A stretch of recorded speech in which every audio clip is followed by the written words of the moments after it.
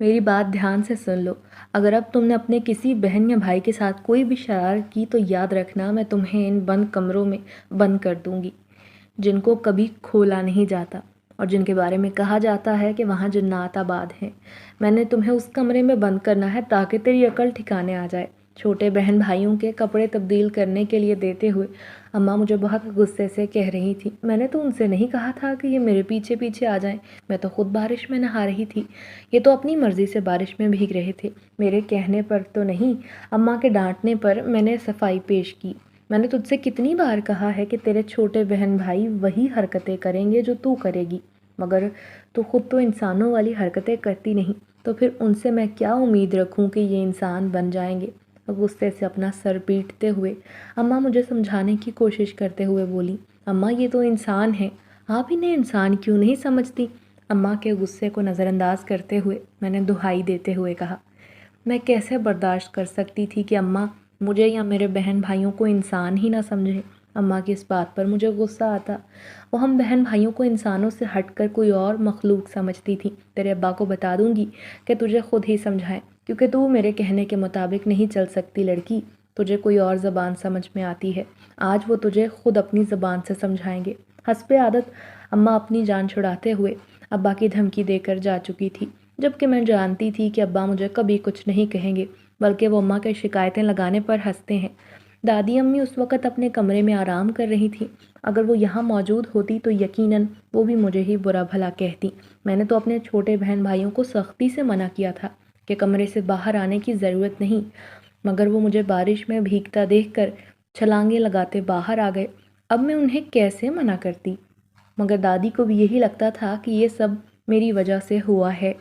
School से छुट्टियां थीं, घर में रहकर मैं तो अच्छी खासी उकता गई थी। अम्मा से बार बार कहती कि नानी के घर चलते हैं, मगर दादी अम्मा की सेहत ख़राब का वो बहाना बना देती। मुझे तो ऐसा लग रहा था कि इस बार सारी गर्मी की छुट्टियां यूं ही गुजर जाएंगी और हम कहीं नहीं जा सकेंगे। दोपहर का वक्त था, घर वाले हम सब आराम कर रहे थे। मीना और तैमूर दोनों सो रहे थे, मगर मुझे ना जाने क्यों दोपहर के वक्त नींद नहीं आती थी। मैं कमरे से बाहर जाना चाहती थी, मगर जानती थी जो ही कमरे का दरवाज़ा खोलूंगी दादी और अम्मा की आंख खुल जाएगी, इसीलिए अलार्म से लेटी रहती हूँ। डोरबेल की आवाज़ सुनाई दी तो दादी जल्दी से उठकर बैठ गई। अरे इस वक्त कौन आ गया, वो अपने जूते तलाश करते बोली और फिर लाठी के सहारे चलते हुए कमरे से निकल गई।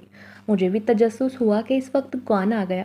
अमूमन दोपहर के वक्त तो लोग आराम करते हैं। जब दादी ने दरवाज़ा खोला, सामने मोहल्ले के चंद बच्चे खड़े थे, जिन्हें देखते ही दादी को गुस्सा आ गया।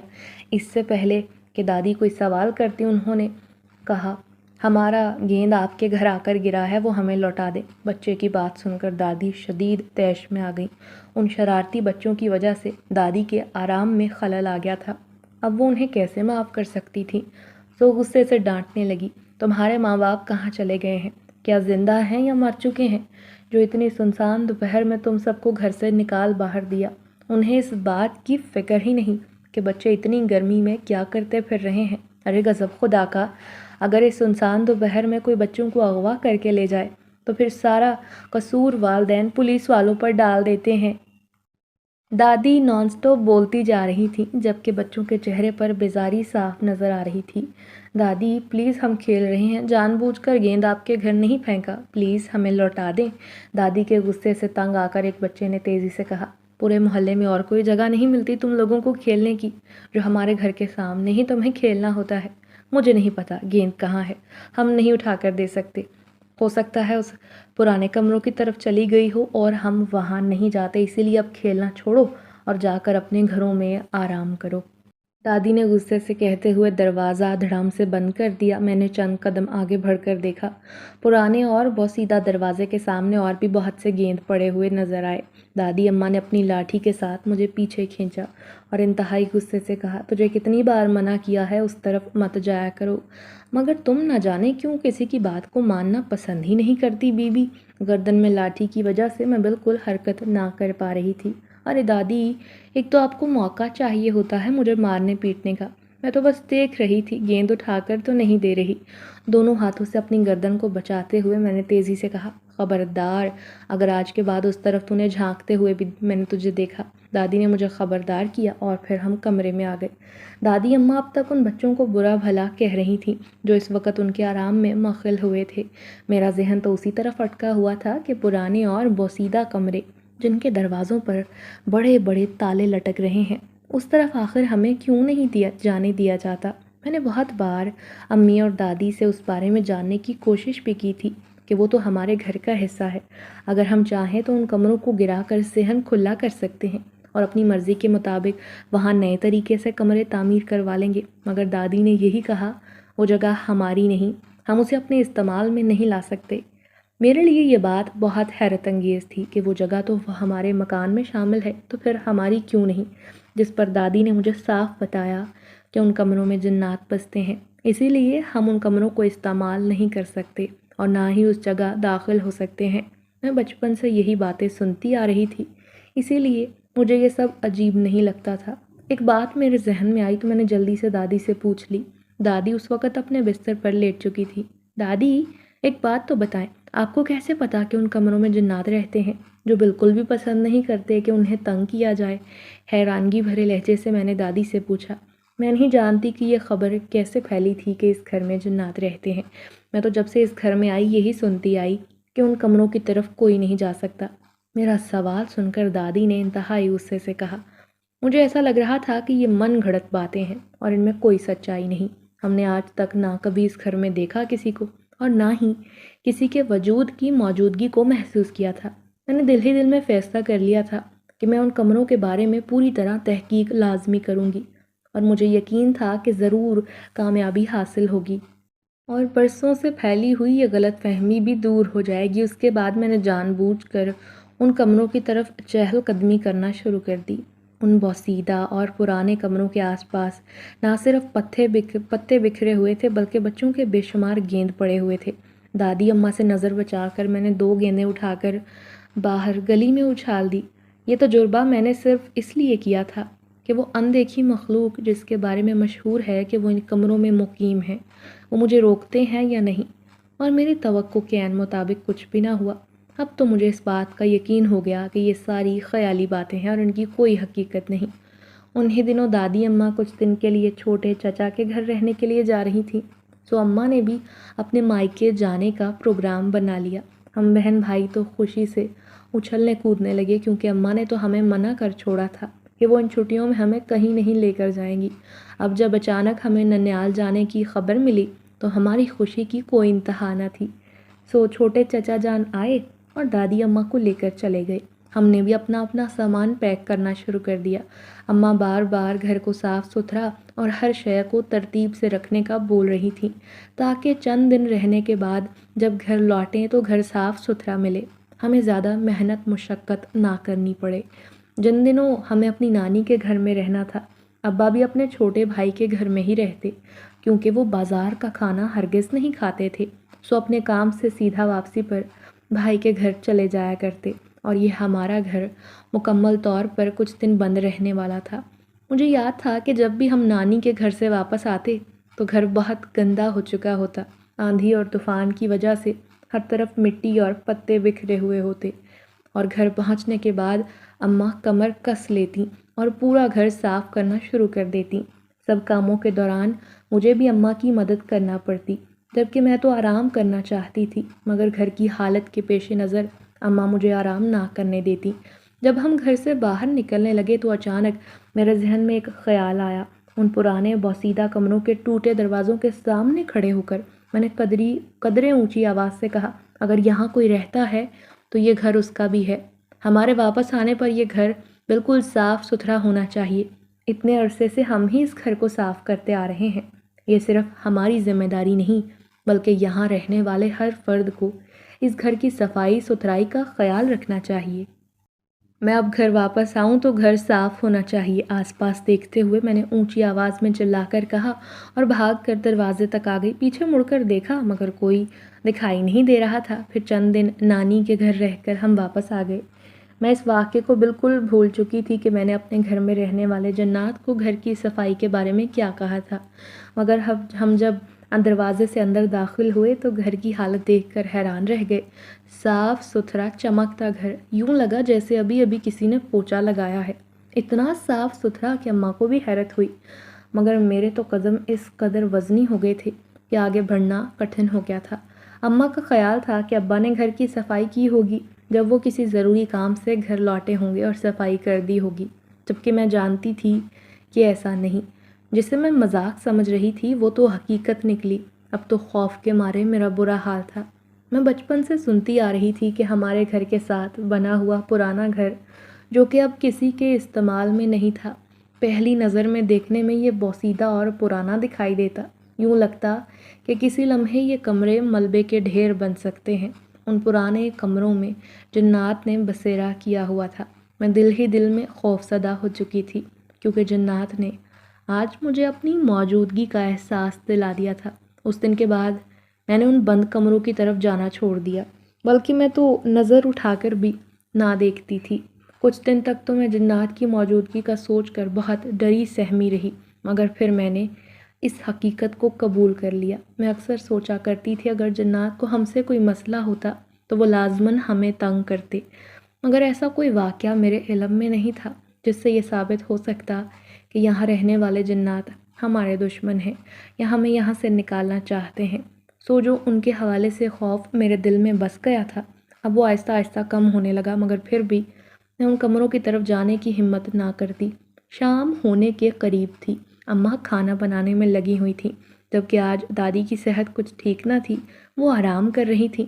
مینا اور تیمور کمرے میں ٹی وی دیکھ رہے تھے۔ میں نے نظر اٹھا کر سامنے کی طرف دیکھا تو دیکھتی ہی رہ گئی، کیونکہ ان پوسیدہ کمروں کے دروازے کے قریب ایک نوجوان کھڑا مجھے دیکھ رہا تھا۔ فاصلہ بہت زیادہ ہونے کی وجہ سے مجھے یہ تو دکھائی نہ دیا کہ وہ مسکرا رہا ہے یا پھر سنجیدہ ہے، مگر اس کی آنکھوں کی چمک سے یوں لگ رہا تھا کہ وہ بہت خوش ہے۔ چند لمحے مجھے دیکھتا رہا، پھر ہاتھ کے اشارے سے اپنی اور بلانے لگا۔ مجھے ایسا لگا جیسے وہ مجھے اپنی طرف کھینچ رہا ہے۔ میں اس طرف جانا نہیں چاہتی تھی، مگر میں کین کی انداز سے آگے میرے قدم اپنے آپ بڑھنے لگے۔ اس سے پہلے کہ میں ان کمروں کے قریب پہنچ جاتی، اچانک مجھے دادی جان کی کرخت آواز سنائی دی، ارے لڑکی، اس وقت کہاں جا رہی ہے؟ شام ہو رہی ہے، جلدی سے واپس آؤ، مجھے تو ایسا لگتا ہے کہ تو ہمارے لیے یقیناً کوئی نہ کوئی مسئلہ کھڑا کر کے دم لے گی۔ دادی نے مجھے تیزی سے کمروں کی طرف جاتے دیکھا تو پیچھے سے آواز لگائی۔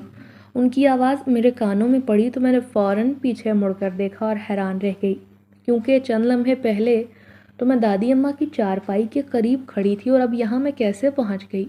حیرانگی سے آس پاس دیکھا۔ ایک تو مجھے تیری بالکل سمجھ نہیں آتی، تجھے جس بات سے منع کیا جاتا ہے تو وہی کام کیوں کرتی ہے؟ حسب عادت دادی غصے میں آ گئی تھی اور مجھے برا بھلا کہنے لگی۔ ایک دم سے مجھے وہ لڑکا یاد آیا جو مجھے اشارے سے اپنی طرف بلا رہا تھا۔ میں نے جلدی سے بند کمروں کی طرف دیکھا، مگر اب وہاں کوئی بھی موجود نہیں تھا۔ اجنبی تھا تو بڑا حسین، اس کی آنکھوں کی چمک بھی عجیب تھی۔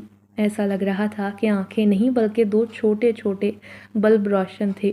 میں تو چہل قدمی کر رہی تھی۔ دادی، آپ کو تو بس موقع چاہیے ہوتا ہے مجھے ڈانٹنے کے لیے، میں نے روٹھتے لہجے میں کہا۔ چہل قدمی کرنے کے لیے اس طرف جانا ضروری ہے؟ ارے اتنا بڑا صحن پڑا ہے، چھت پر جا سکتی ہو، اب کی بار دادی نے تھوڑے نرم لہجے سے کہا۔ دادی اماں نہ جانے مجھے کیا سمجھانے کی کوشش میں تھی، مگر مجھے ان کی کوئی بات سمجھ نہیں آ رہی تھی۔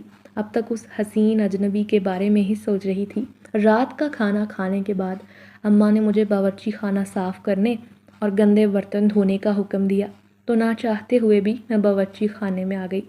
دادی تو کھانا کھانے کے بعد فوراً عشاء کی نماز پڑھتی اور سونے کو لیٹ جایا کرتی۔ ابا کا بھی یہی معمول تھا، وہ جلدی سونے کے عادی تھے، مگر آج کل چھٹیوں کی وجہ سے ہماری روٹین ذرا بگڑ گئی تھی، ورنہ ہم بھی رات کو جلدی سویا کرتے تھے، کیونکہ صبح اسکول جانے کے لیے وقت کی پابندی کرنا ضروری تھا۔ اماں نے مجھے باورچی خانہ صاف کرنے کا کہہ دیا، مگر میرا من نہیں تھا۔ میں اس وقت اپنا پسندیدہ ڈرامہ دیکھ رہی تھی۔ اماں کے ڈانٹ کے ڈر سے نہ چاہتے ہوئے بھی مجھے کچن میں آنا پڑا۔ غصے سے بڑبڑاتے ہوئے میں کام کر رہی تھی جب اچانک کسی کے ہنسنے کی آواز سنائی دی۔ فوراً میں نے گردن گھما کر دیکھا تو حیرت زدہ رہ گئی۔ میرے سامنے پھر وہی حسین اجنبی کھڑا تھا۔ مجھے اس کے ہنسنے کی وجہ سمجھ نہ آئی۔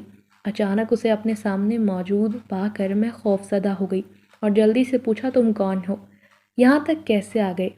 وہ میرا سوال سن کر مسکرایا اور ہنستے ہوئے بولا، میں وہی ہوں جسے تم بول کر گئی تھی کہ جب تم نانی کے گھر سے واپس آؤ تو تمہیں تمہارا گھر صاف ستھرا ملنا چاہیے۔ اور پھر تم نے دیکھا نا، تمہارے آنے سے پہلے میں نے سارا گھر چمکا دیا تھا تاکہ تمہیں کوئی کام نہ کرنا پڑے۔ اس نے ہنستے ہوئے اپنا تعارف کروایا، یہ خیال آتے ہی کہ وہ انسان نہیں بلکہ جن ہے، میں خوف سے تھر تھر کانپنے لگی۔ ارے ارے گھبراؤ نہیں، اس کی ضرورت نہیں، میں تمہیں نقصان نہیں پہنچا سکتا، تم بے فکر رہو۔ میرے ڈرے چہرے کو دیکھ کر اس نے تسلی دی۔ کیا تم انسان نہیں؟ میں نے حیرت سے پوچھا تو اس نے انکار میں سر ہلا دیا۔ تم تو ایسے ہی ڈر رہی ہو جیسے میں تمہیں کھا جاؤں گا۔ ارے ہم سالوں سے یہیں رہتے آ رہے ہیں، کیا کبھی ہماری وجہ سے تمہیں یا گھر والوں کو کوئی تکلیف ہوئی؟ تو پھر کیوں ڈر رہی ہو؟ اس نے سمجھانے کی کوشش کی، مگر میں اپنے اس دل کا کیا کرتی جو کسی طور قابو میں نہیں آ رہا تھا۔ پھر وہ بولا، میرا نام حابوس ہے، میں تمہارا خیر خواہ ہوں، مجھ سے مت ڈرو۔ اس نے سنجیدگی سے کہا۔ تو اب میں نے اپنے خوف پر قابو پانا چاہا۔ میں کل پھر تم سے ملنے آؤں گا، مگر وعدہ کرو کہ مجھ سے ڈرو گی نہیں۔ ابھی تمہاری حالت دیکھ کر مجھے تم پر ترس آ گیا ہے، تم اپنی بات بھول گئی ہو۔ تم نے کہا تھا کہ اگر اس گھر میں ہمارے علاوہ کوئی رہتا ہے تو اسے بھی گھر کو صاف کرنا چاہیے، تو یہ بات تمہیں سمجھ جانی چاہیے کہ ہم بھی اسی گھر میں مقیم ہیں، ایک دوسرے کے پڑوسی ہیں، اور اچھے پڑوسی ایک دوسرے کا خیال رکھتے ہیں۔ حابوس سمجھاتے ہوئے بولا، مگر مجھے تو صرف ایک ہی خیال ستائے جا رہا تھا کہ اس وقت میرے سامنے جن موجود ہے جو کچھ بھی کر سکتا ہے۔ اچانک وہ میری نظروں کے سامنے سے غائب ہو گیا۔ اس کے جانے کے بعد میں نے شکر ادا کیا، فوراً کام پورا کیا اور اماں کے قریب جا کر بیٹھ گئی۔ بہت ڈر لگ رہا تھا، سوچا کہ حابوس کے بارے میں اماں کو سچ سچ بتا دوں۔ میں اماں اور دادی کو بتانا چاہتی تھی، مگر یقین تھا کہ یہ لوگ میری کسی بات پر یقین نہیں کریں گے، الٹا میرا مذاق اڑایا جائے گا، سو میں نے انہیں اب کچھ بھی بتانا مناسب نہ سمجھا۔ میں سونا چاہتی تھی، مگر حابوس کا خوبصورت چہرہ بار بار میری نظروں کے سامنے آ جاتا۔ اس کے چہرے میں کشش تھی۔ میں نے اپنی زندگی میں اس سے پہلے اتنا حسین لڑکا نہیں دیکھا تھا، اور پھر اسی کے بارے میں سوچتے ہوئے نہ جانے کب میں نیند کی وادیوں میں کھو گئی۔ آج صبح سے ہی موسم ابر آلود اور خوشگوار تھا۔ سورج نہ ہونے کی وجہ سے زیادہ گرمی نہ لگ رہی تھی، ہلکی ہلکی ہواؤں نے موسم بڑا پیارا بنا ڈالا تھا۔ اماں سے اجازت لے کر میں کچھ دیر کے لیے چھت پر آ گئی۔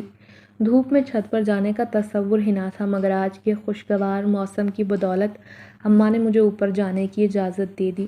چھت پر آ کر موسم اور بھی پیارا لگنے لگا، کیونکہ ہر طرف ہریالی ہی تھی۔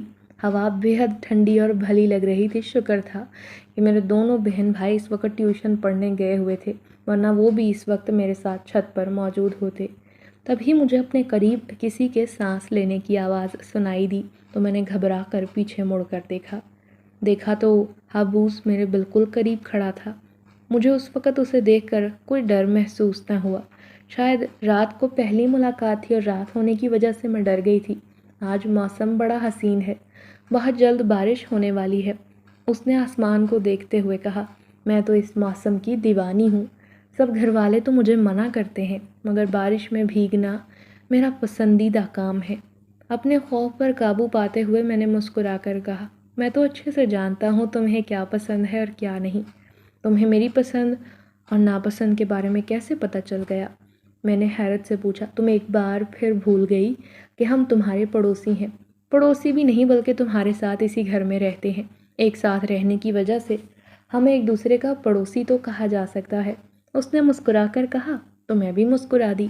وہ نہ صرف حسین تھا بلکہ باتیں کرنے کے فن سے بھی آشنا تھا۔ اگر تم اس گھر میں ہی رہتے تھے تو پہلے کبھی دکھائی کیوں نہ دیے؟ اسی لیے مجھے کبھی کبھی لگتا ہے کہ تم میرے ساتھ مذاق کر رہے ہو۔ میں نے ہنستے ہوئے کہا، ہم اس گھر میں ضرور رہتے ہیں، مگر ہمیں انسانوں سے دور رہنے کی ہدایت دی جاتی ہے، بلکہ سختی سے حکم دیا جاتا ہے کہ ہمیں انسانوں کو تنگ نہیں کرنا بلکہ انسانوں سے دور رہنا ہے۔ یہی وجہ تھی کہ میں کبھی پہلے تمہارے سامنے نہ آیا، بلکہ اگر سچ بولوں تو اس سے پہلے میں نے کبھی تم پر توجہ نہ دی تھی۔ حیرت سے میں نے پوچھا، اس دن جب تم اپنی نانی کے گھر جا رہی تھی، سرخ رنگ کے کپڑوں میں تم بہت پیاری لگ رہی تھی، اور جب تم نے اونچی آواز سے جنات کو مخاطب کر کے گھر کا خیال اور صفائی کرنے کے بارے میں کہا، میں بالکل تمہارے سامنے ہی کھڑا تھا، مگر تم مجھے دیکھ نہیں سکتی تھی۔ تب میں نے پہلی بار تم پر غور کیا۔ اس کی بات سن کر میں نے فوراً سر جھکا لیا، میرے چہرے پر مسکراہٹ بکھر گئی۔ اس کی تعریف مجھے اچھی لگ رہی تھی۔ جب تمہیں منع کیا جاتا ہے کہ تمہیں انسانوں سے دور رہنا ہے، ان کے قریب نہیں جانا، تو اگر تمہارے گھر والوں نے تمہیں میرے ساتھ دیکھ لیا تو پھر تو تمہیں ڈانٹ پڑے گی نا۔ اس نے کہا، میں سب کی نظروں سے چھپ کر تم سے ملنے آتا ہوں۔ اگر کسی نے مجھے تم سے باتیں کرتے دیکھ لیا تو مجھے اپنے قبیلے کی طرف سے سخت سزا دی جائے گی، کیونکہ نافرمانی کرنے والے کو معاف نہیں کیا جاتا۔ اب اس نے سنجیدگی سے بتایا، تمہیں مجھ سے دور رہنا چاہیے، بلکہ انسانوں سے بھی۔ ایسا نہ ہو کہ کوئی تمہیں دیکھ لے اور پھر تمہارے لیے مشکل کھڑی ہو جائے۔ میں نے اسے مشورہ دیا۔ میں نہیں چاہتی تھی کہ میری وجہ سے اسے کچھ بھی سننے کو ملے۔ اب میں پیچھے ہٹنے والا نہیں۔ اپنے دل پر کسی کا کوئی اختیار نہیں ہوتا، اسی طرح میرا بھی کوئی اختیار نہیں۔ جب تک تمہیں دیکھ نہ لوں یا تمہاری آواز نہ سنوں، مجھے چین نہیں آتا۔ تم نہیں جانتی کہ پچھلے چند دنوں سے مجھے کیا ہو گیا ہے۔ ہر وقت تمہارا چہرہ میری نگاہوں کے سامنے رہتا ہے۔ وہ بے بسی سے اظہار محبت کر رہا تھا اور مجھے اس کے الفاظ سن کر حیرت ہو رہی تھی۔ سمجھ نہ آئی کہ اسے کیا جواب دوں، کیونکہ میں نے کبھی ایسے حالات کا سامنا کرنے کے بارے میں نہیں سوچا تھا۔ سو خاموشی سے اس کا چہرہ ہی دیکھتی رہی۔ اماں مجھے چھت سے نیچے بلا رہی تھیں۔ حابوس کو خاموش چھوڑ کر میں آرام سے سیڑھیاں اتر کر نیچے آ گئی۔ اس نے میرے سامنے اظہار محبت کیا۔ چاہے جانا کسے اچھا نہیں لگتا۔ یوں ہی اس کے اظہار محبت سے میں بڑی متاثر ہوئی۔ اس کے الفاظ بار بار میرے ذہن میں گونج رہے تھے۔ ہر وقت خیالوں میں کھوئی رہتی ہو، یا اپنے چھوٹے بہن بھائیوں کے ساتھ لڑائی جھگڑا کرنا اور کھیلنا ہی تمہارا مشغلہ ہے؟ چھٹیوں کے بعد تمہیں اسکول نہیں جانا؟ کبھی اپنا اسکول بیگ کھول کر بھی دیکھ لیا کرو۔ اماں نے مجھے گہری سوچ میں ڈوبے پایا تو ڈانٹ کر کہا، میں تو ہمیشہ سے پڑھائی میں کامچور تھی، پڑھنے سے دور بھاگا کرتی تھی۔ یہی وجہ تھی کہ اماں کو پڑھائی کے حوالے سے مجھ پر سختی کرنا پڑتی۔ اماں کے ڈانٹنے پر میں نے بیگ کھولا، مگر اسکول بیگ کھولتے ہی مجھے حیرت کا شدید جھٹکا لگا، کیونکہ میرے بیگ میں بہت خوبصورت گلاب کے پھول پڑے ہوئے تھے، جن کی خوشبو سے بیگ اور کتابیں مہک رہی تھیں۔ میں نے جلدی سے پھولوں کو ہاتھ میں پکڑا اور لمبا سانس لے کر خوشبو اپنے اندر اتار لی۔ جلد ہی پورا کمرہ گلابوں کی مہک سے بھر گیا۔ مجھے یہ سمجھنے میں دیر نہ لگی کہ یہ پھول میرے بیگ میں کس نے رکھے ہوں گے۔ دل ہی دل میں حابوس کا شکریہ ادا کرنے لگی۔ اس کے اظہار محبت نے مجھے اس کے بارے میں سوچنے پر مجبور کر دیا تھا۔ میں نے سوچ لیا تھا کہ جب وہ مجھ سے ملے گا اس کا شکریہ ادا کروں گی۔ گلاب کے پھول تو میرے پسندیدہ تھے، اور یہ حابوس کی طرف سے ملنے والا پہلا تحفہ مجھے بڑا پسند آیا تھا۔ رات کو دیر سے میری آنکھ لگی۔ میں کوشش کر رہی تھی کہ میں سو جاؤں، مگر نیند نہ جانے کیوں مجھ سے روٹھ گئی تھی۔ ذہن بار بار بھٹک کر حابوس کی طرف چلا جاتا۔ سمجھ نہ آتی کہ میں اس کے بارے میں اتنا زیادہ کیا سوچتی ہوں، یہاں تک کہ مجھے اس کے علاوہ کسی کا کوئی خیال باقی نہیں تھا۔ میں گہری نیند میں تھی جب کسی نے مجھے جھنجھوڑ کر جگا دیا۔ فوراً اٹھ بیٹھی، ادھر ادھر دیکھنے لگی۔ کمرے میں ہلکا اندھیرا تھا۔ دادی اماں گہری نیند میں سو رہی تھیں۔ کمرے میں موجود سبھی افراد مجھے سوتے ہوئے دکھائی دے رہے تھے۔ اگر یہ سو رہے ہیں تو مجھے کس نے جگایا؟ میں نے خود کلامی کی۔ حابوس میرے بستر پر نمودار ہوا۔ وہ میرے بالکل قریب بیٹھا ہوا تھا۔ اسے دیکھتے ہی میں گھبرا گئی۔ جلدی سے دادی اور اپنے بہن بھائیوں کو دیکھنے لگی جو گہری نیند میں تھے۔ تمہیں ان کی فکر کرنے کی ضرورت نہیں۔ جب تک میں کمرے میں موجود ہوں، یہ بے سدھ سوتے رہیں گے۔ میری پریشانی کو محسوس کرتے ہوئے اس نے مجھے تسلی دینے کی کوشش کی۔ تمہیں یہاں نہیں آنا چاہیے تھا۔ اگر دادی کی آنکھ کھل گئی نا تو ہم دونوں کے لیے بہت برا ہوگا۔ میں کسی سے نہیں ڈرتا، اور نہ ہی تم مجھے کسی سے ڈرنے کا مشورہ دیا کرو۔ میرا جب جو جی چاہے گا میں وہ کروں گا۔ جب جی چاہے گا تمہیں دیکھنے آ جایا کروں گا۔ انکار میں گردن ہلاتے ہوئے حابوس نے کہا۔ وہ مجھے اس قدر اہمیت دے رہا تھا کہ مجھے اس کی ہر بات اچھی لگتی۔ میں تمہارے لیے پھول لے کر آیا تھا، کیا تمہیں پسند آئے؟ اس نے انتہائی پیار بھری نظروں سے پوچھا۔ بہت خوبصورت پھول تھے۔ ان کی خوشبو سے تو پورا کمرہ مہکنے لگا تھا۔ تمہارا بہت شکریہ۔ اس میں شکریہ ادا کرنے والی کوئی بات نہیں۔ میں تمہارے لیے اور پھول لاؤں گا۔ میرے شکریہ ادا کرنے پر اس نے پیار بھرے لہجے میں کہا، اب میں اکثر تنہا بیٹھی رہتی، مجھے لاشعوری طور پر حابوس کا انتظار ہوتا، وہ بھی ایسے وقت میں مجھ سے ملنے آتا جب گھر میں کوئی نہ ہوتا یا میں بالکل اکیلی ہوتی۔ مجھ سے اکثر باتیں کرتے کہتا کہ وہ اپنے قبیلے سے چھپ کر آتا ہے۔ میں نے اسے منع بھی کیا تھا کہ روزانہ ملنے کی ضرورت نہیں، مگر وہ تو روزانہ دیکھنے اور ملنے کا خواہش مند تھا، اسی لیے ہر طرح کی پابندیوں کے باوجود بھی ملنے آ پہنچتا۔ اس کی محبت پا کر میں خود کو دنیا کی خوش نصیب لڑکی سمجھنے لگی تھی۔ وہ بھی میرا بہت خیال رکھتا۔ حابوس نے مجھے ایک خوبصورت انگوٹھی تحفے میں دی۔ اس سے پہلے نہ میں نے کبھی دیکھی۔ اس انگوٹھی کی خاص بات یہ تھی کہ اسے اپنے سامنے رکھ کر میں جب بھی اس کا نام پکارتی وہ سر کے بل دوڑا چلا آتا۔ میں نے حابوس کے بارے میں کسی کو کچھ نہیں بتایا تھا، ورنہ نہ جانے وہ کیا سمجھتی کہ میں جنات کے طرز زندگی کے بارے میں جاننا چاہتی تھی۔ اسی لیے اکثر حابوس کے سامنے اس بات کی خواہش بھی ظاہر کرتی کہ میں تمہاری دنیا میں جا کر دیکھنا چاہتی ہوں، مگر وہ ہر بات منع کرتا کہ میری دنیا میں آدم کی بو کو پہچان لیا جاتا ہے اور میں نہیں چاہتا کہ میری وجہ سے تمہیں کوئی مصیبت دیکھنی پڑے۔ اس نے صاف انکار کر دیا، اگر جنات کو آدم کی بو آ جاتی ہے اور وہ اسے پسند نہیں کرتے تو پھر اور تمہارا خاندان کئی سالوں سے ہمارے ساتھ ہیں، بلکہ یہ غلط نہیں ہوگا کہ تم لوگوں نے ہمارے گھر پر قبضہ کیا ہے، تو کیا تمہیں آدم بو بری نہیں لگتی؟ میں نے حابوس سے پوچھا۔ ہم یہاں پابند ہیں، تمہارے آباء و اجداد سے ہم نے وعدہ لیا تھا کہ ان کی آل اولاد میں سے ہم کسی کو تنگ نہیں کریں گے اور نہ ہی ان کی آل اولاد میں سے کوئی ہمیں تنگ کرے گا۔ یہی وجہ ہے ہمیں یہاں کوئی تکلیف نہیں، کیونکہ دونوں طرف سختی سے اس معاہدے پر عمل کیا جا رہا ہے۔ تمہارے والدین کی طرف سے ہمیں کبھی کوئی تکلیف نہیں پہنچی اور ہم بھی کوشش کرتے ہیں ہماری وجہ سے تمہیں یا تمہارے گھر والوں کو کوئی مصیبت نہ جھیلنی پڑے۔ حابوس نے تفصیل سے مجھے بتایا، تم نے تو ہماری دنیا دیکھ لی اور تم انسانوں کے درمیان میں رہ سکتے ہو، لیکن اگر میں تمہاری دنیا دیکھنا چاہوں تو تم مجھے منع کر دیتے ہو۔ میں نے ناراضگی کا اظہار کیا۔ ایک تو تم ناراض بہت جلدی ہو جاتی ہو، کیوں فکر کرتی ہو؟ میں تمہیں اپنی دنیا میں لے جاؤں گا، پھر تمہیں ہمیشہ وہیں رہنا ہوگا، میں تمہیں واپس نہیں آنے دوں گا، اس نے محبت سے کہا، اور اس کے اظہار محبت پر میں نے فوراً سر جھکا لیا۔ حابوس ہر روز میرے لیے گلاب کا پھول لے کر آتا اور میرے بیگ میں رکھتا۔ میرے پاس بہت سے پھول جمع ہو چکے تھے، مگر حیرت کی بات یہ تھی کہ پھولوں کی خوشبو سے صرف ہمارا کمرہ نہیں، پورا گھر مہکتا محسوس ہوتا۔ میں تو حابوس کے عشق میں مبتلا ہو چکی تھی، دوسری طرف وہ بھی مجھے دل و جان سے چاہتا تھا، مگر ہم دونوں شاید کبھی ایک نہ ہو سکتے تھے، چونکہ ہم دونوں ایک علیحدہ مخلوق سے تعلق رکھنے والے تھے۔ اس کے باوجود ہم نے ہمیشہ ایک دوسرے کے ساتھ رہنے کا وعدہ کر لیا۔ دادی کی صحت آج کچھ ٹھیک نہ تھی، وہ دوائی لے کر سو گئی تھی۔ اماں بھی دن بھر کام کرنے کی وجہ سے رات کو جلد سو جاتی۔ میں بستر پر لیٹ کر سونے کی کوشش کر رہی تھی، کروٹیں بدل بدل کر تھک گئی تھی، مگر نیند نہیں آ رہی تھی۔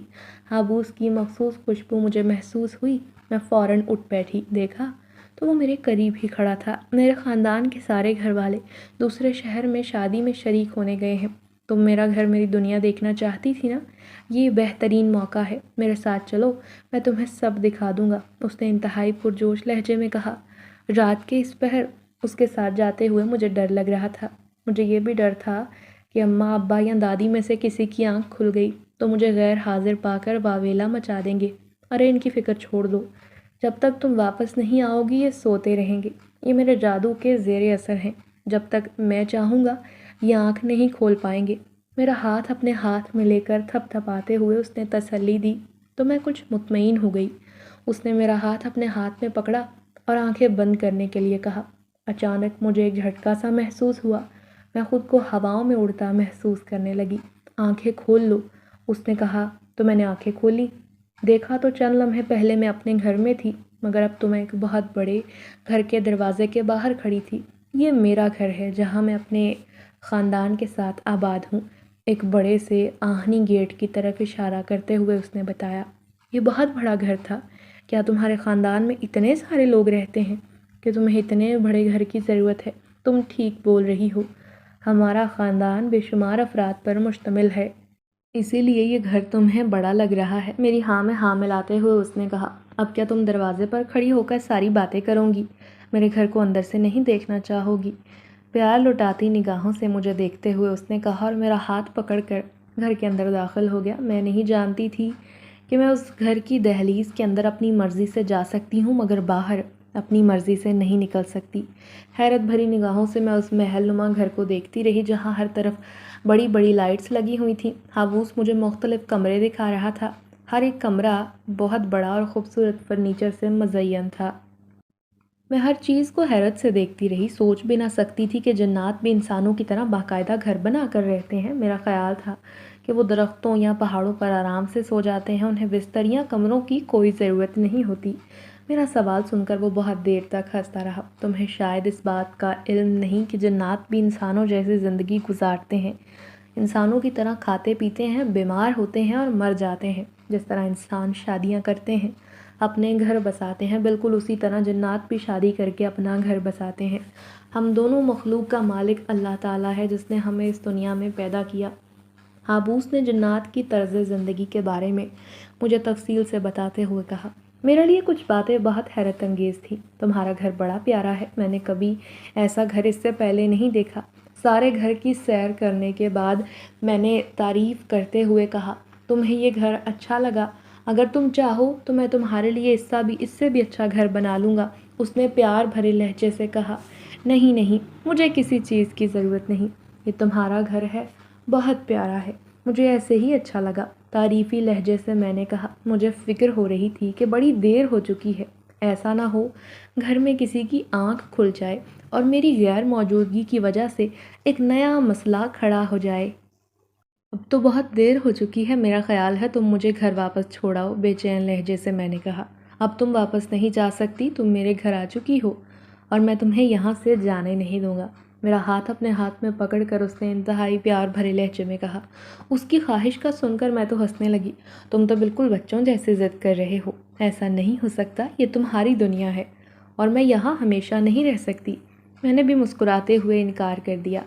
تم میری بات سمجھنے کی کوشش کرو نا، اس میں ہم دونوں کا نقصان ہے۔ جب میرے گھر والے واپس آئیں گے تو انہیں اس گھر میں انسانی بو محسوس ہو جائے گی، پھر وہ مجھ سے سوال جواب کریں گے کہ یہاں کوئی انسان کیسے آ سکتا ہے، اور میں زیادہ دیر تک تمہارے بارے میں چھپا نہیں پاؤں گا۔ اب مجھے اپنے خاندان کے سامنے اپنی اور تمہاری پسند کے بارے میں بتانا ہوگا۔ اس نے انتہائی سنجیدگی سے کہا، تم اگر اپنے خاندان کو میرے بارے میں بتانا چاہتے ہو تو بتاؤ، میں نے کب روکا ہے، مگر فی الحال مجھے میرے گھر واپس جانے دو۔ میری غیر موجودگی کی وجہ سے بہت بڑا مسئلہ کھڑا ہو سکتا ہے۔ اپنی بات پر اصرار کرتے ہوئے میں نے کہا، اگر تم چاہتی ہو ہم دونوں زندہ رہیں اور ہمیں کوئی تکلیف نہ ہو تو اس کا صرف ایک ہی حل ہے کہ تم مجھ سے نکاح کر لو۔ جب تم میری بیوی بن جاؤ گی تو کسی کو اس گھر میں انسانی بو محسوس نہ ہوگی۔ میں اپنے والدین کو تمہارے بارے میں سچائی بتا دوں گا۔ اب اس نے مجھے سمجھاتے ہوئے کہا، اس میں تو کوئی شک نہیں کہ میں تمہیں بہت چاہتی ہوں، تمہارے علاوہ کسی کے بارے میں سوچ ہی نہیں سکتی، مگر اب مجھے سمجھ آ رہی ہے کہ ہم دونوں الگ الگ منزل کے مسافر ہیں۔ تم جنات سے ہو اور میں انسان، شاید ہم دونوں کبھی ایک نہیں ہو سکتے۔ جب تمہارے گھر والے میری بو کو محسوس کرتے تم سے تحقیق کریں گے تو تمہیں سب سچ بتانا پڑے گا، اور میں یہی چاہتی ہوں تم انہیں سچائی بتاؤ۔ میں نے حابوس کو سمجھاتے ہوئے کہا، میں مناسب موقع کا انتظار کر رہا تھا جب میں اپنی امی سے تمہارے بارے میں بات کرتا، مگر بہت جلد میں موقع تلاش کر لوں گا، مگر اس سے پہلے تمہیں میرے ساتھ نکاح کرنا ہوگا۔ جب تم میرے نکاح میں آ جاؤ گی تو پھر انہیں کوئی بو محسوس نہیں ہوگی، لیکن اگر تم نے میری بات نہ مانی تو بہت نقصان اٹھاؤ گی، کیونکہ گھر والے جب واپس آئیں گے انہیں بو محسوس ہوگی اور وہ تم تک پہنچ جائیں گے۔ میں نہیں چاہتا کہ تمہیں یا تمہارے گھر والوں کو کوئی نقصان پہنچایا جائے۔ اس نے اصرار کرتے ہوئے کہا، میں نے تو کبھی خواب میں بھی نہیں سوچا تھا کہ مجھے ایسے فوراً کسی کے ساتھ نکاح کرنا پڑے گا۔ میں نے انکار میں گردن ہلاتے ہوئے کھڑے ہو کر کہا اور کمرے کے دروازے سے باہر نکل آئی۔ وہ تیز تیز قدم اٹھاتا میرے پیچھے آ رہا تھا۔ کہاں جا رہی ہو تم؟ میری بات کا جواب دو، وہ میرے پیچھے چلتے آتے ہوئے کہنے لگا۔ میں نے کہا، تم میرا جواب سن چکے ہو، میں تم سے یوں شادی نہیں کر سکتی۔ میں بھی تمہیں چاہتی ہوں مگر میں اپنے گھر والوں کو ناراض نہیں کر سکتی۔ تم مجھ سے شادی کرنا چاہتے ہو تو جو رسم و رواج، جو طریقہ ہے اس کے مطابق میرے والدین کے سامنے آ جاؤ۔ میں ان سے تمہارے بارے میں بات کروں گی، اگر وہ انکار کر دیں گے تو میں انہیں سمجھاؤں گی، مگر یوں ان کی غیر موجودگی میں ان کی رائے لیے بغیر تم سے شادی ہرگز نہیں کر سکتی۔ اپنے انکار پر قائم رہتے ہوئے میں نے اپنا فیصلہ سنا دیا۔ تم اپنے لیے اور میرے لیے مصیبت کھڑی کر رہی ہو، تمہیں میری بات سمجھ کیوں نہیں آ رہی؟ میرا انکار سن کر وہ غصے میں آ گیا۔ میں تمہاری کوئی بات سننا نہیں چاہتی۔ ایک تو تم مجھے دھوکے سے اپنے گھر میں لے آئے ہو اور اب مجھ سے شادی کرنا چاہتے ہو۔ اس کے تلخ لہجے کو محسوس کرتے ہوئے میں نے انتہائی دکھی لہجے میں کہا، ارے میں تم سے عشق کرتا ہوں، تمہیں تکلیف دینے کے بارے میں سوچ بھی نہیں سکتا، مگر تم بھی تو میری مجبوری کو سمجھنے کی کوشش کرو۔ بے بسی سے اس نے کہا۔ اچانک مجھے اپنے قریب ایک انتہائی خوفناک شکل کی عورت نمودار ہوتے ہوئے نظر آئی، جسے دیکھ کر میں گھبرا گئی اور چند قدم پیچھے ہٹ گئی۔ اس عورت کو دیکھتے ہی حابوس گھبرا گیا۔ آپ لوگ واپس کیوں آ گئے ہیں؟ آپ سب نے تو بتایا تھا چند دنوں تک آپ لوگ واپس نہیں آئیں گے۔ اس عورت کی طرف دیکھتے ہوئے حابوس نے انتہائی فکر مندی سے پوچھا، تم کیا جانتے ہو؟ کیا اولاد غلط کام کر رہی ہو تو والدین کو اس بات کا علم نہیں ہوتا؟ میں اچھی طرح سے جانتی تھی کہ تم اس آدم ذات کو ضرور اس گھر میں لے کر آؤ گے، اسی لیے جلدی واپس آ گئی تاکہ تمہیں اور اس لڑکی کو کسی بڑے نقصان سے بچا لوں۔ اس خوفناک عورت نے غصیلی نظروں سے مجھے دیکھتے ہوئے کہا، دیکھیے میں آپ کو ماریا کے بارے میں بتانا چاہتا تھا مگر مجھے موقع نہیں مل سکا۔ حابوس نے شرمندہ لہجے میں کہا، کیا تم جانتے ہو اگر تمہارے خاندان یا قبیلے میں سے کسی ایک کو بھی اس بات کا علم ہوا تم انسان سے ملتے ہو، یہاں تک کہ تم ایک آدم زادی سے شادی کرنے والے تھے، تو تمہارے ساتھ کیا کیا جائے گا؟ تمہیں کیا سزا ملے گی؟ سمجھانے والے انداز میں وہ عورت پوچھنے لگی۔ اس بات کا تو اندازہ ہو گیا تھا کہ وہ حابوس کی ماں ہے۔ میں سب کچھ جانتا ہوں امی، مگر اپنے دل کے ہاتھوں مجبور ہو چکا ہوں۔ اس نے بے بسی کا اظہار کیا۔